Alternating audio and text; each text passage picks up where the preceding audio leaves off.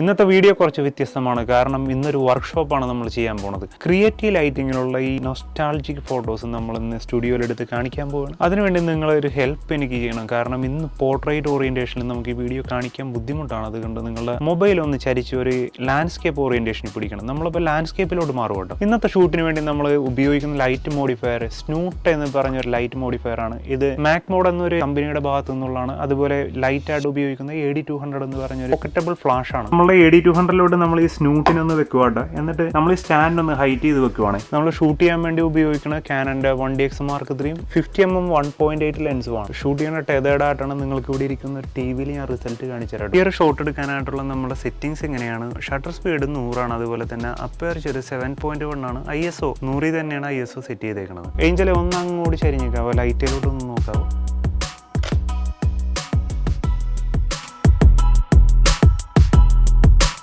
അടുത്ത ഷോട്ട് നമ്മൾ മോണോക്രോം മാറ്റിയിട്ടൊന്ന് കളറിലാണ് ട്രൈ ചെയ്യാൻ പോകുന്നത്. ഇതിൽ AD200 രണ്ടാമതൊരെണ്ണം ആഡ് ചെയ്യണം. AD200 ഫ്രണ്ടിൽ ഞാൻ മാക്മോഡിന്റെ ഒരു റെഡ് കളർ ജെൽ ആഡ് ചെയ്യുവാണ്. സ്റ്റുഡിയോയിൽ കിടക്കുന്ന ചെയറാണ്. ചെയറിന്റെ കയ്യിൽ ജസ്റ്റ് ഇങ്ങനെ AD200 വെക്കുവാണ്. ഈ ഷോട്ടിൽ നമ്മൾ പിക്ചർ സ്റ്റൈൽ മോണോക്രോമിൽ നിന്ന് കൊണ്ടുവന്നിട്ട് നമ്മൾ പോർട്രേറ്റിലോട്ട് മാറ്റിയിടുകയാണ്. നേരത്തെ പറഞ്ഞ പോലെ ജെൽ ആഡ് ചെയ്തിട്ടുണ്ട്. സെറ്റിംഗ്സിലൊന്നും യാതൊരു വ്യത്യാസമില്ല. ചില ഒന്ന് അങ്ങോട്ട് ലൈറ്റിലോട്ട് നോക്കാവോ, കാണാവോ? ഞാൻ എല്ലാ വീഡിയോയിലും പറയാറില്ല, ലൈറ്റിൻ്റെ കൺട്രോളാണ് ഏറ്റവും പ്രധാനം, അല്ലെങ്കിൽ ലൈറ്റാണ് നമ്മൾ ഫോട്ടോഗ്രാഫിയിൽ ഏറ്റവും പ്രധാനവും. എന്താണ് ഇതായിട്ട് ബന്ധപ്പെട്ട് നിങ്ങളുടെ അഭിപ്രായം? അത് കമൻറ്റ് ചെയ്യാൻ മറക്കരുത്. അതുപോലെ ഈ ഒരു വീഡിയോ ഹെൽപ്ഫുൾ ആയിട്ട് തോന്നിക്കഴിഞ്ഞാൽ നിങ്ങളുടെ ഇൻസ്റ്റാഗ്രാം സ്റ്റോറി ആയിട്ട് പോസ്റ്റ് ചെയ്യാൻ മറക്കരുത്. വളരെ ഹെൽപ്ഫുള്ളായ നല്ലൊരു ടിപ്പുമായി അടുത്ത ദിവസം ഇതേ സമയം